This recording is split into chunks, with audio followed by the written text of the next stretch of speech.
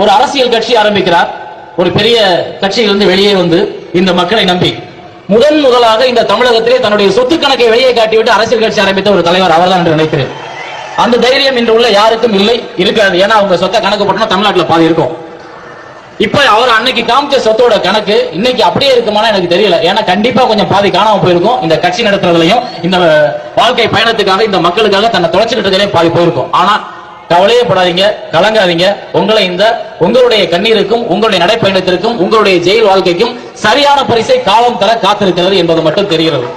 தாமிரபரணி ஆற்றுல அந்த நடைப்பயணத்தை தொடங்கும் போது சிங்கம் மாதிரி குளிச்சுட்டு வெளியே எந்திரிச்சிங்கல்ல, அந்த இடத்துல எனக்கு அப்படியே ஒரு நீங்க எப்படி எனக்கு தெரியல. அது ஒரு நீங்க எதையும் ஜோடனை பண்ணி செய்யறது இல்ல, எதையுமே நீங்க ஜோடிச்சு பேசுறது இல்ல. உங்களோட உணர்ச்சி உங்களோட உள்ளத்துல உள்ளத ஒரு அப்பட்டமான தமிழனா வெளியே காட்டிட்டே இருக்கீங்க. ஆனா அதெல்லாம் எங்க பார்வைக்கு ஒரு சிங்கம் புறப்பட்டு வர்றது மாதிரியே தெரிஞ்சிட்டு இருக்கு. உங்களோட பாதங்கள் பட்ட வலிக்கு என்னுடைய கிராமத்து மக்கள் சார்பா நான் ஒரு நன்றி செலுத்த வந்திருக்கிறேன். அவ்வளவுதான். தமிழகத்தின் நடைப்பயணம் மந்திரிகள் சந்தோஷம், இது 4வது முறை என்று சொன்னார்கள். அது ஒரு அசாத்திய துணிச்சல், அசாத்திய தைரியம். அந்த ஒரு டிரெஸ் போட்டு சார், ஒரு கூலிங் கிளாஸ் போட்டு ஒரு ஜிம், அது எனக்கு என்னமோ ஒரு பெரிய ஒரு மிலிட்டரி தலைவன் மாதிரி இருந்துச்சு. நீங்க அந்த மிலிட்டரி டிரெஸ் போட்டு நிக்கும் போது தமிழகத்துக்கு மட்டும்தானா இல்ல இது இந்தியாவுக்கு அடையாளமா எனக்கு தெரியல. நீங்கள் நடந்து வந்தது தமிழகத்தின் பாதைகளாக இருக்கலாம், ஆனால் அந்த பாதச்சுவடுகள் பதிந்திருக்கிறது இப்பொழுது தமிழக மக்களின் இதயங்களில்.